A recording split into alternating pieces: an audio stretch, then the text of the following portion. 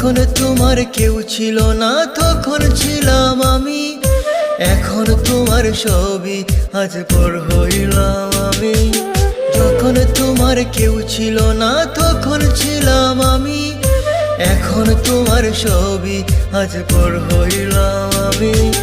আমার তুই বেঈমান বলে করলি অপমান, আসলে আমি